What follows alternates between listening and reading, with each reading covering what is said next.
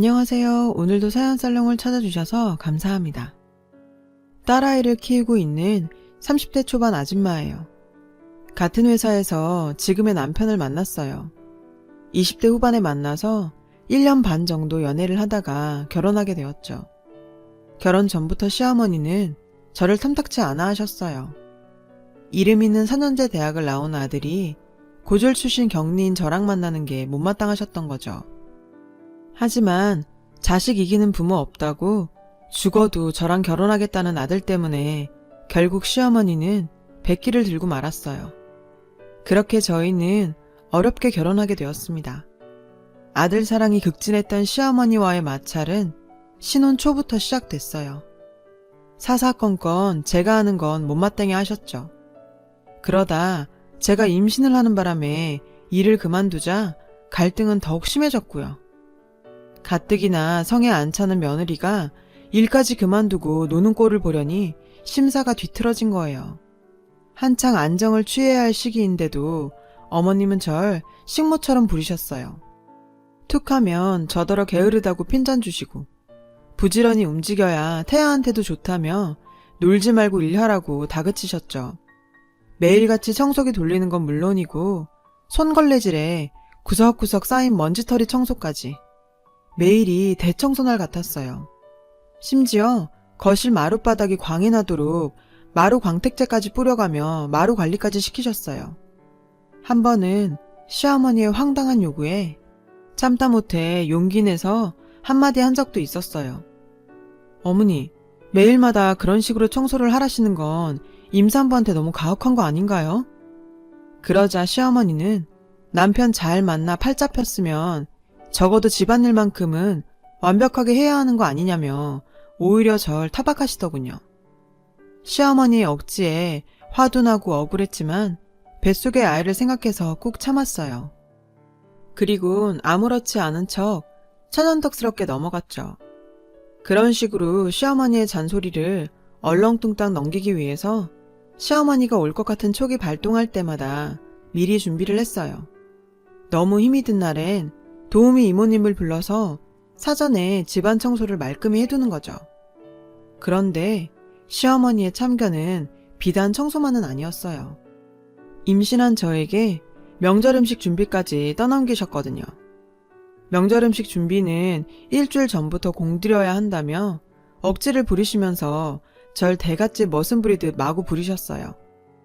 그 바람에 전 평생 듣도 보도 못한 음식들을 명절 일주일 전부터 준비해야 했죠. 근데요, 사람 마음이 그렇잖아요. 똑같은 며느리인데 누군 일 많이 하고 누군 적게 하면 잘 지내던 사이에도 골이 생기는 거. 전 일주일 전부터 시어머니 잔소리를 들어가며 죽어라 일하는데 동서는 직장 다닌다는 이유로 명절 전날 와서 전이나 몇 점 붙이는 게 다였어요. 그나마 일찍 오기나 하면 말도 안 해요. 꼭 일 다 끝나갈 무렵 세상 일 자기가 다 한 얼굴로 오니 얄미운 거죠. 게다가 임신한 몸으로 시장 바다가 음식 냄새 맡아가며 일하려니 정말 죽을 맛이더라고요. 그러니 혼자 편의를 받는 동서가 미워 보이는 건 당연한 거 아닌가요? 따지고 보면 이게 다 며느리 부려 유난 떠는 시어머니 탓인데 말이에요. 그래도 어떡해요. 이 집에선 시어머니가 상전인데 까라면 까야죠.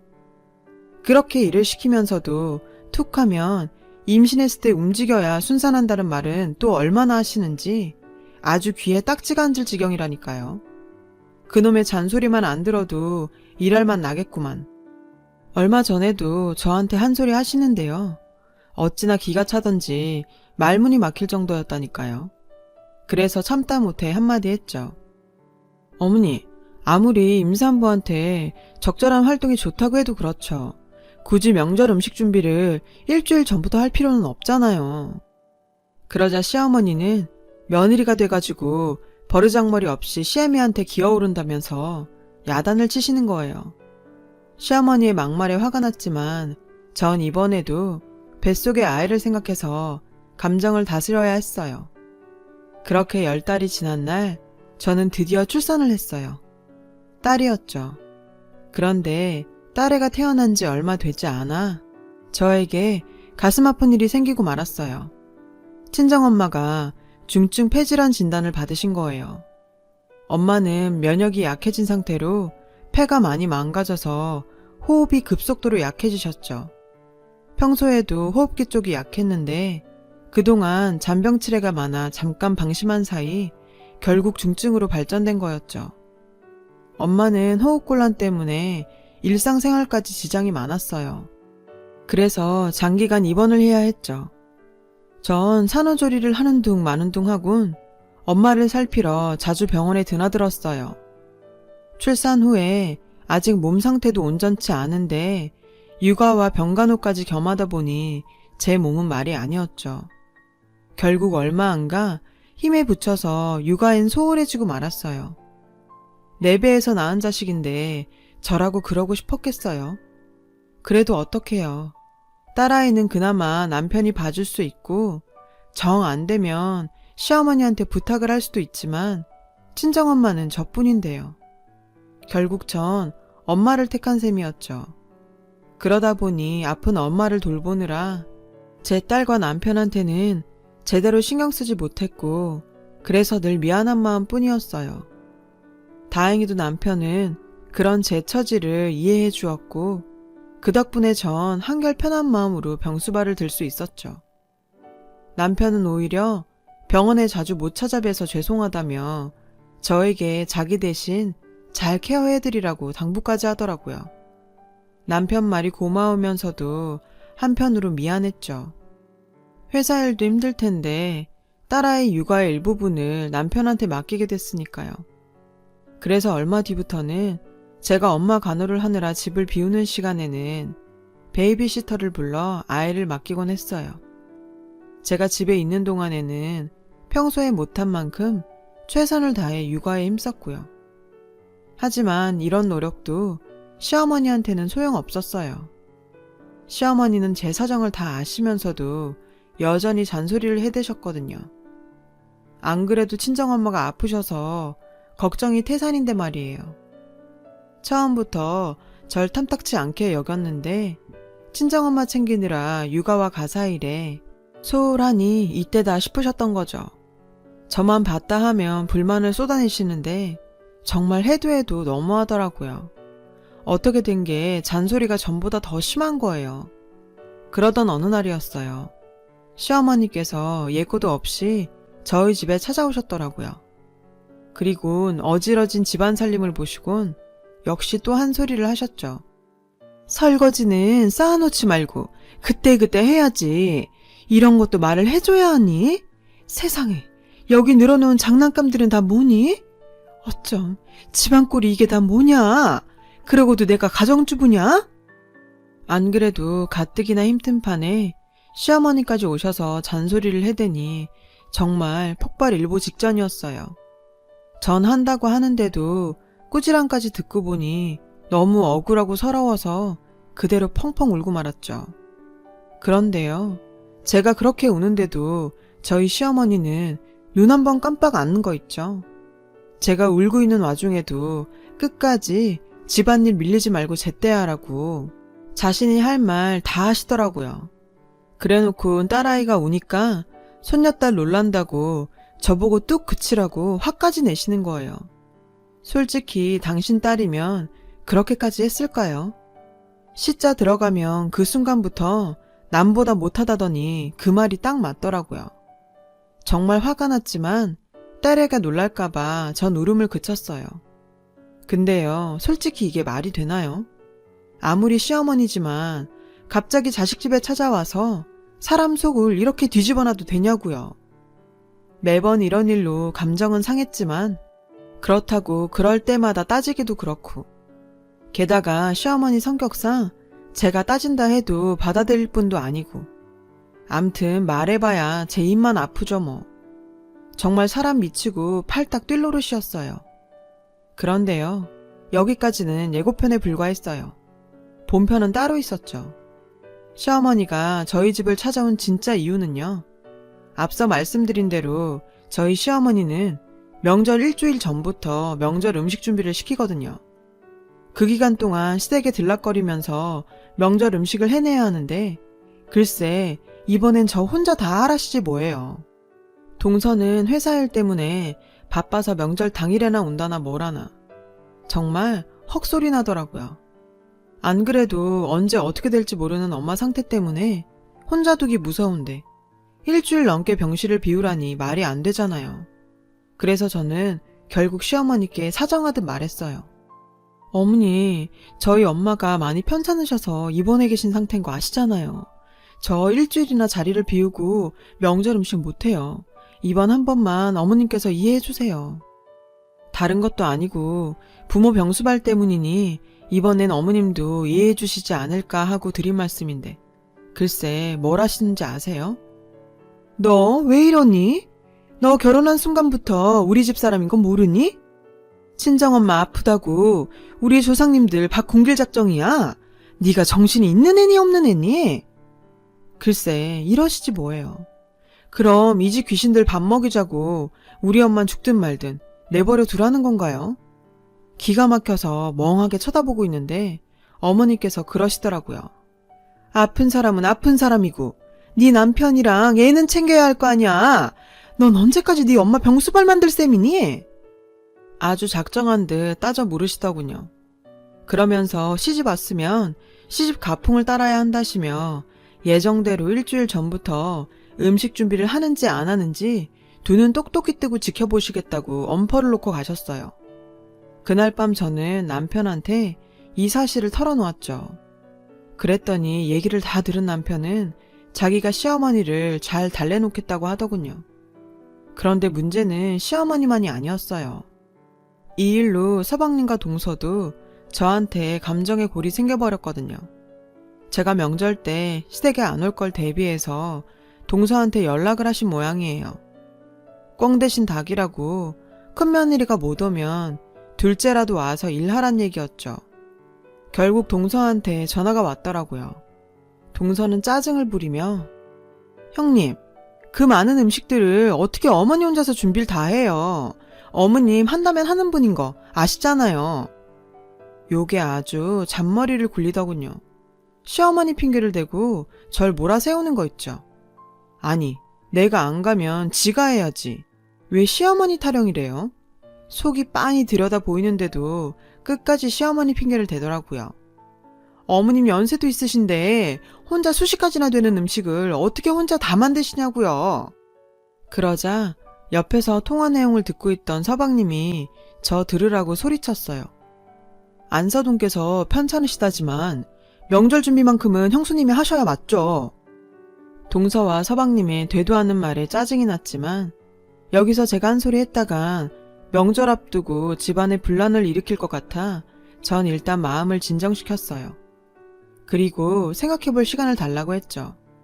자긴 일 핑계대고 요리조리 빠지면서 저더러 친정엄마 병수발도 말고 그 많은 명절 음식을 혼자 다 하라니 정말 어이가 없었어요.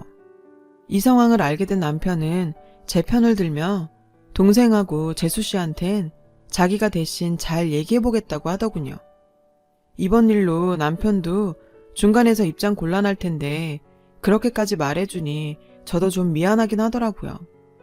그래서 이런 일로 형제간에 갈라놓느니 내 몸 고달프고 말지 싶어 그러지 말라고 했어요.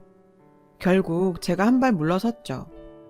할 수 없이 엄마한텐 간병인을 붙여두고 전 명절 일주일 전부터 시댁을 오가며 음식 준비를 했어요. 그렇게 해서 그해 명절은 맏며느리표 음식으로 상다리가 부러지게 한 상 가득 차려냈답니다. 시어머니는 음식들을 보시곤 그제야 흡족해 하시더군요. 근데요, 알고 보니 평소에 저한테 그렇게 완벽을 요구하시는 시어머니가 정작 본인은 지금껏 명절 음식을 대충 차려오셨더라고요. 그래놓고는 가풍이 어쩌니 해가며 며느리만 잡아오신 거죠. 상을 다 차린 전 아무래도 엄마가 걱정이 돼서 내 할 도리는 했으니 병원에 가보겠다 말씀드리려고 했어요. 그런데 입도 떼기 전에 어머님께서 선수를 치시는 거예요. 둘째는 일하다 오느라 피곤할 테니 상 물리거든 네가 설거지까지는 하고 가거라. 아, 진짜 정말 해도 너무한 거 아닌가요? 아니, 그만큼 했으면 됐지. 설거지까지 나보고 하라니. 게다가 둘째 며느리는 뒀다가 국 끓여 먹는데요. 명절날 어른 다 있는데 큰 소리 내는 건 우리 엄마 욕먹이는 것 같아 참으며 부엌으로 돌아왔어요. 설거지통에 손을 넣었는데 서러워서 눈물이 뚝뚝 떨어지더라고요. 그때였어요. 휴대폰이 요란하게 울렸죠. 병원이었어요. 저는 불안한 마음에 물 묻은 손으로 전화를 받았어요. 간병인 말이 오늘이 고비라 엄마 상태가 안 좋으니 빨리 오라더군요. 순간 다리가 후들거리고 정신이 몽롱해졌어요. 일단 전화를 끊고 방으로 들어가 시어머니께 상황을 설명했죠. 엄마가 위독한 상태라 당장 가봐야 하겠다고요.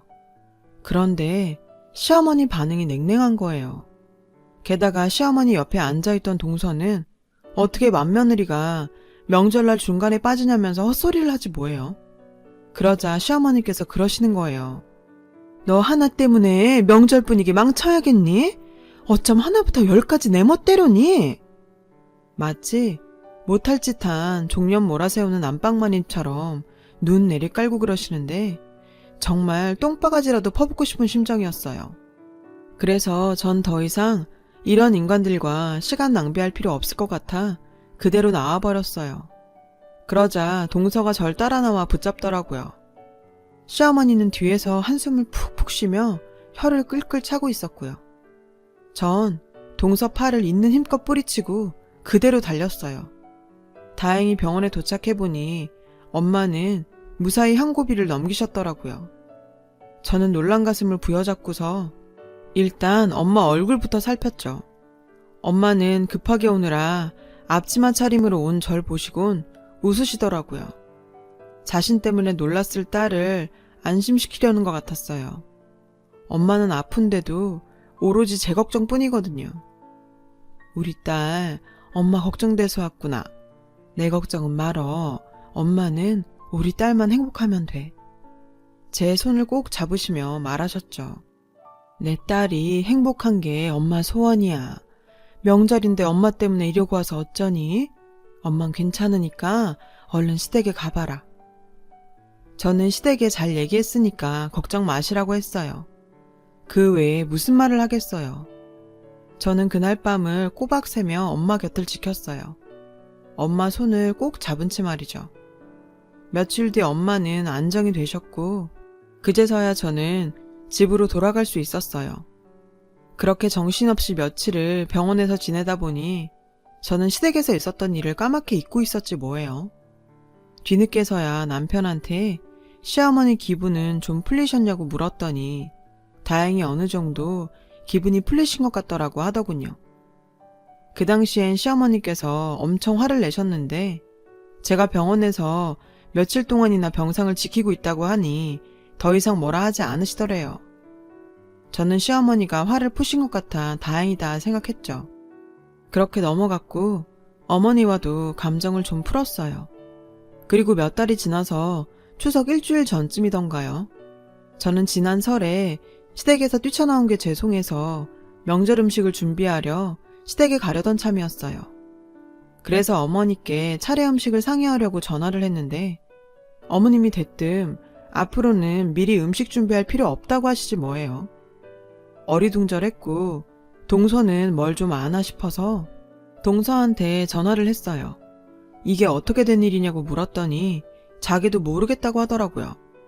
그래서 남편한테 혹시 이번 일에 대해 들은 게 있냐고 물었죠. 그러자 남편은 우리 엄마 그렇게 모진 분 아니야. 엄마도 이제 며느리 마음을 이해하려고 노력하시는 거겠지. 이러더라고요. 팔은 안으로 굽는다고 남편도 똑같다 싶었죠. 아무튼 이번 추석엔 미리 음식을 안 해도 된다니 저야 좋죠 뭐. 찜찜하긴 했지만 남편 말대로 좋은 쪽으로 생각하기로 했어요. 그런데 시어머니는 그렇다 치고 요즘 들어 남편이 많이 달라진 것 같았어요.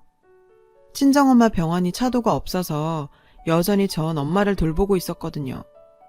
그렇다 보니 딸아이 육아는 여전히 남편 몫이 많고요. 중간에 베이비시터에 문제가 있어서 남편과 상의해서 남편이 좀 더 보는 식으로 하자고 결론을 냈거든요. 저는 저대로 내 몸이 힘들다 보니 남편과 아이한테 소홀했던 게 사실이에요. 김병에 효자 없다고 장모 때문에 졸지에 육아를 떠안게 된 남편은 그동안 많이 지쳤던 모양이었어요. 여보, 당신 너무 장모님만 신경 쓰는 거 아니야? 장모님 병수 바라느라 힘든 거 아는데 그래도 나랑 우리 딸, 우리 엄마도 좀 생각해주라. 그동안 잘 참아왔던 남편은 결국 제게 불만을 토로했어요. 어느 정도 예상했던 일이죠. 하지만 다른 건 몰라도 시어머니에 대한 얘기는 솔직히 받아들이기 힘들더라고요. 그래서 남편의 말에 맞받아 쳤어요. 내가 엄마 때문에 가정에 소홀했던 거 인정해. 당신한테 늘 고맙고 미안하고. 그런데 말이야, 어머님 생각까지 해달라니 그게 무슨 소리야. 내가 누구 때문에 힘든지 알면서 나보고 뭘 더 하란 소리냐고. 당신도 알잖아, 어머님이 나한테 한 짓들. 결혼해서 지금까지 날 어떻게 대하셨는지 누구보다 당신이 잘 알 거 아냐. 그런데 어떻게 나한테 그런 소리를 해? 전 쌓인 감정을 남편한테 쏟아부었어요. 다른 사람은 몰라도 남편만큼은 절 이해할 거라 생각했는데 이런 소리를 듣고 보니 참을 수가 없었거든요. 솔직한 심정으로 시어머니한테는 조금도 신경 써드리고 싶지도 않았어요. 당한 만큼 앙금도 컸으니까요. 그런데 이상하죠. 주기적으로 찾아와 잔소리를 하시던 시어머니가 요 근래 들어 연락이 뜸하신 거예요. 툭 하면 전화해서 잔소리를 하시더니 전화도 안 하시고 불시에 쳐들어오지도 않으시고요. 그래서 저는 심경에 변화가 생기신 건가 싶어서 불안하더라고요. 그런데 얼마 뒤 남편으로부터 뜻밖의 소식을 듣게 된 거예요. 글쎄 어머님이 폐암 2기라지 뭐예요. 평소 시아버지께서 담배를 많이 피우셔서 아버님 건강 걱정은 했지만 어머님이 폐암에 걸리실 줄은 꿈에도 몰랐거든요. 어머님은 이게 다 아버님 탓이라고 믿는 것 같았어요. 아버님 때문에 간접흡연으로 폐암에 걸린 거다 생각하시는 거죠. 처음엔 그저 감기가 길게 가는 걸 거라고 생각했는데 약을 먹어도 차도가 없자 병원에 가셨다가 폐암 2기 진단을 받으셨다더군요. 이 일로 시어머니는 아버님과 대판 싸우셨고요. 하지만 이러니 저러니 해도 아플 때는 가족밖에 없다는 걸 아셨는지 다행히 아버님에 대한 원망을 푸신 모양이에요. 저는 시어머니가 폐암에 걸리셨다고 하니까 문득 그런 생각이 들더라고요. 저희 엄마가 폐질환으로 고생하실 때 그렇게 모질게 구시더니 벌 받은 게 아닌가 하고요. 그런데 남편의 얘기를 듣고는 이런 생각이 싹 사라졌어요. 글쎄 어머님께서 폐암 진단을 받으시기 전부터 저희 엄마 병문안을 다니셨다지 뭐예요. 물론 거기엔 비하인드 스토리가 있었지만요. 지난 설 연휴가 끝난 어느 날 어머님이 꿈을 꾸셨는데 돌아가신 어머님 모친께서 나타나 이런 말씀을 하셨다네요. 딸아, 나 살아 생전에 내가 얼마나 이 애미를 애틋해 했니. 그러니 너도 며느리가 지 애미 걱정하는 마음 조금만 헤아려 주려무나. 자식이 자기 부모 애틋해하는 건 인지상정 아니드냐. 어머님은 꿈에서 깨고도 그 말이 잊혀지지가 않더래요. 그제야 설 당일에 엄마가 위독하다며 뛰쳐나간 제 심정도 이해를 하게 되셨다나요. 그날 이후 어머님은 저 몰래 종종 저희 엄마 병실을 찾으셨나 봐요. 명절 당일 안 싸더니 위독하다는 말에도 기어이 절 잡아놓고 설거지까지 시키신 게 못내 마음에 걸리셨던 거죠. 그동안 친정엄마와 남편이 그 일을 제게 말하지 않았던 건 어머님 부탁 때문이었고요. 시어머님이 병문안 가신 걸 제가 알게 되면 그동안 제게 한 일 때문에 갑자기 부끄럽고 민망할 것 같다고요. 그래서 비밀로 해달라고 저희 엄마랑 남편한테 당부하신 거고요. 병문안 가실 때마다 몸에 좋다는 보약과 과일도 몰래 챙기실 만큼 저희 엄마를 많이 생각해 주셨더라고요. 그런데 막상 어머님이 병에 걸리시니까 남편은 안타까운 마음에 저한테 털어놓게 된 거라네요. 남편이 시어머니도 좀 생각해 달라고 했던 건 바로 이런 이유였던 거죠. 솔직히 꿈에도 몰랐어요. 어머님은 늘 절 못마땅해 하신다고만 생각해 왔었거든요. 고졸 며느리라고 시집살이 시키는 게 밉고 고깝기만 했었고요. 마음에 난 상처는 사람의 마음으로 고친다더니 그 말이 맞나 봐요. 어머님의 진심을 알고부터 그간 마음에 쌓였던 앙금이 눈 놓듯 사라져버렸거든요. 그제야 비로소 어머님이 새롭게 보이기 시작하더라고요. 전 조금 늦은 감은 있지만 어머님께 전화드렸어요. 어머님께 신경 못 써드려서 죄송하다고 말이죠. 그랬더니 어머님께선 오히려 자신이 미안하다고 하시더군요. 어른이 돼선 부끄러운 모습을 보였다고요. 그러면서 당신이 아직 죽은 거 아니니 너무들 걱정 말고 가정이나 잘 꾸리고 살라고. 그게 어머니 바람이라고 하시더라고요. 처음이었어요. 어머님과 이런 대화를 나눈 건. 그날 이후 전 스택에 자주 드나들며 어머님 몸 상태를 살폈어요. 그리고 몇 달 뒤 천만다행으로 어머님은 약물 치료 덕에 차도를 보이기 시작하셨고 식이요법과 꾸준한 운동으로 무사히 완쾌할 수 있었어요. 하지만 어머님과 달리 친정엄마는 전보다 폐 상태가 악화되었죠. 결국 이식만이 답인 상태였어요. 하지만 고생 끝에 낙이 있다고 기적처럼 친정엄마한테 맞는 폐를 이식받을 수 있었습니다. 그렇게 양가 어머님들은 비슷한 시기에 인생의 고비를 무사히 넘기셨고 덕분에 두 집안 모두 다시 웃음을 되찾게 되었죠. 어둡고 긴 터널을 걸어오면서 숱하게 흘렸던 눈물들이 솔직히 지금은 기억도 안 나요. 그건 아마도 지금의 행복이 너무도 값진 탓이겠죠. 결혼은 남자와 여자가 만나 가정을 이루는 게 아니라 서로 다른 두 집안이 만나 대가족을 이루는 일이라는 걸 1년의 사건들을 통해 경험했어요. 어렵게 얻은 우리 가족의 행복과 웃음을 다시는 잃지 않도록 앞으로도 서로 아끼고 보살피며 살아갈 겁니다. 여러분의 가정에도 복된 일들, 행복한 웃음이 가득하시길 바래요. 지금까지 제 사연을 들어주셔서 감사합니다. 여러분, 사연 댓글에 응원과 현명한 조언 부탁드려요.